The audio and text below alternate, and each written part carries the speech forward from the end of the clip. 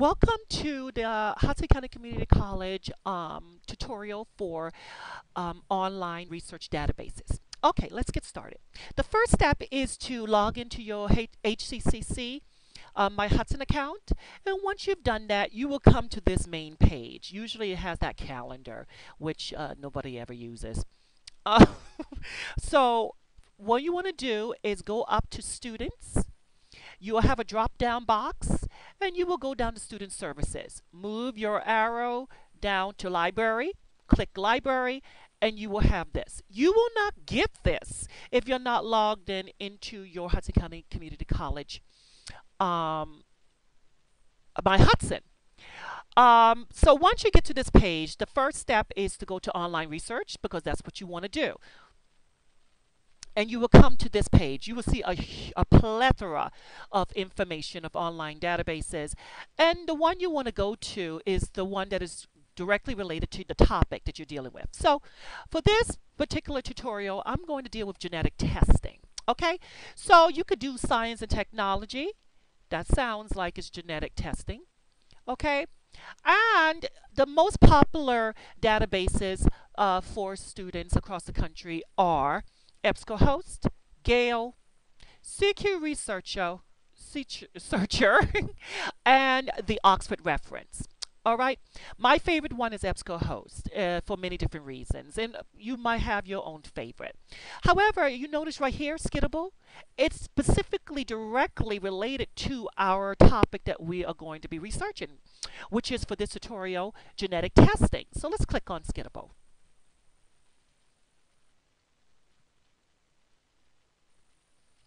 And as you can see, I don't know what's going on with this database, but it's annoying me because it's taking too long.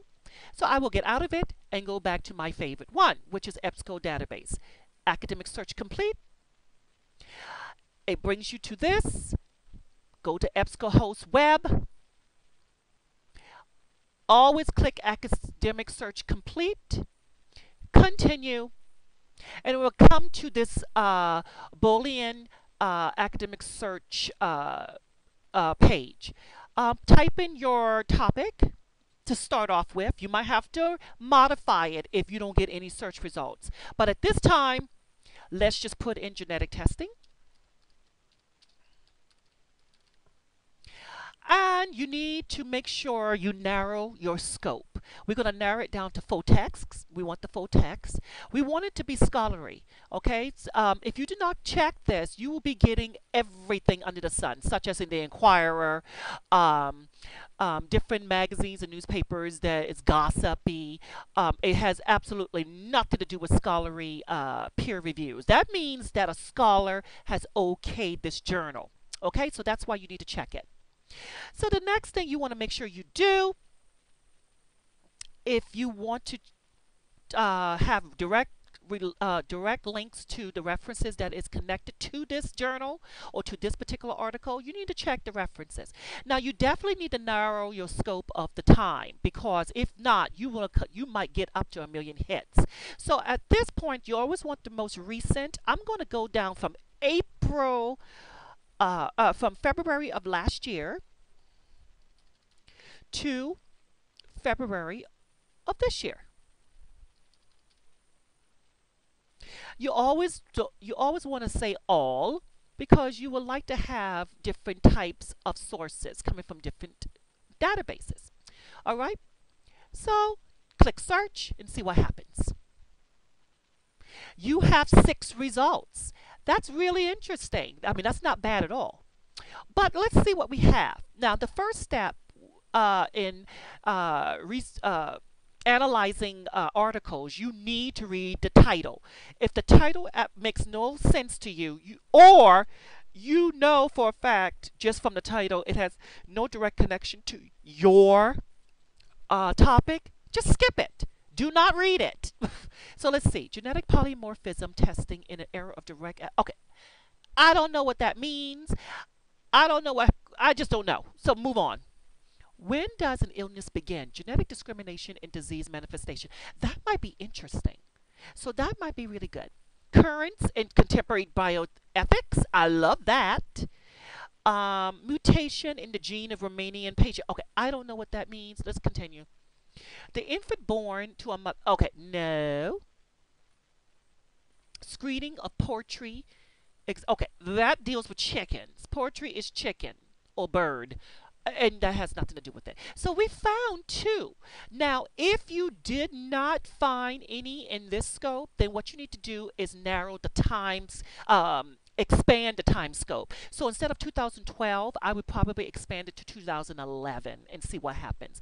But we have two, and we're trying to find three sources. So let's see if this works.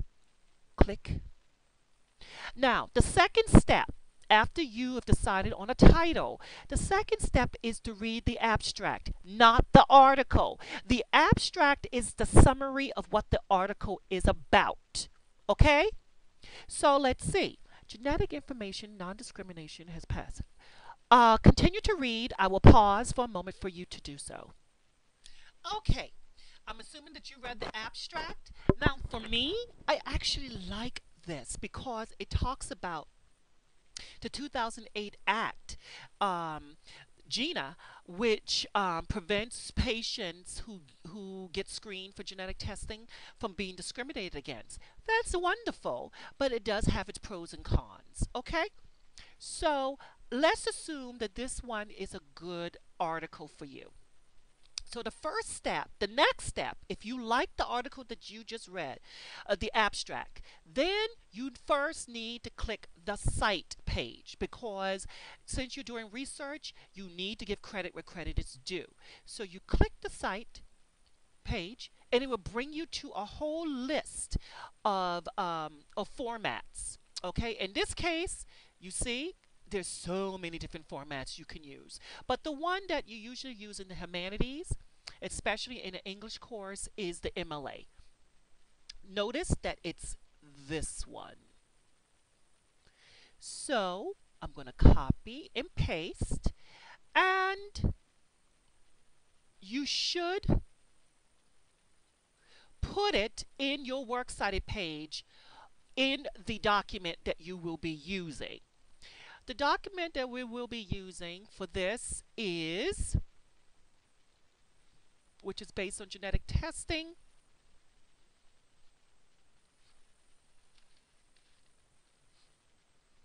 and I will integrate it into the works cited page. Notice I am not numbering my sources. You do not do that for MLA. Okay, and it stopped working. Okay, let's try it again. Okay, now that I've given you the moment to copy and paste the source into your works cited page, then you can go back. No, the next step you need to do is email the article. Okay, email the article to yourself. It is such a pain to do all of this research and realize, oh my God, I need to go back to the article, and then it's a very difficult time for you to find the article again. So the best thing to do is just to email the article to yourself. Notice, click the PDF file attachment will be sent to you. Okay, I'm going to send it to myself just to be on the safe side.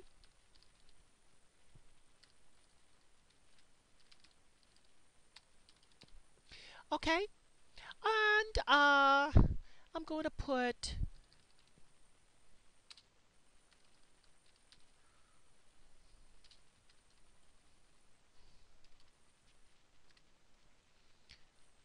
don't need to make comments, and then send. Fantastic. Once you've done that, you need to go to the next one that you were interested in,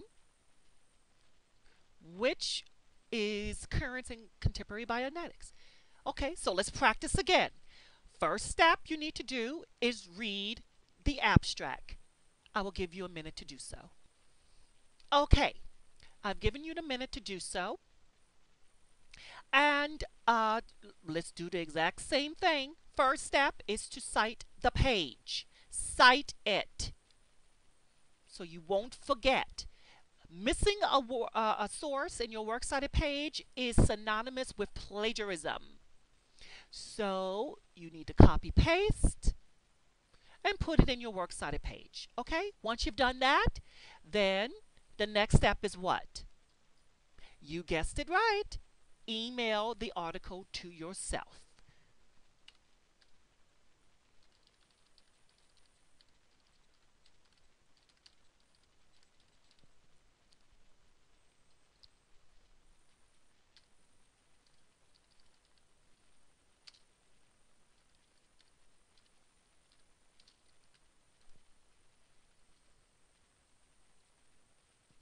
Done. Once you email it to yourself, you can now, at your leisure, open up the PDF file and find the the a quote from that particular article. Okay. Now, what if you can't find a quote from that article? Well, no big deal. You just go back to genetic testing of Academic Search Premier Complete and do the same process over and over. Notice researching is not difficult. It's time consuming. So you should not be waiting until the last minute to do it. If you wait till the last minute to do it, you will be screwed. Okay? It's really that simple. And this ends the tutorial for the Hudson County Community College research database tutorial. Signing off.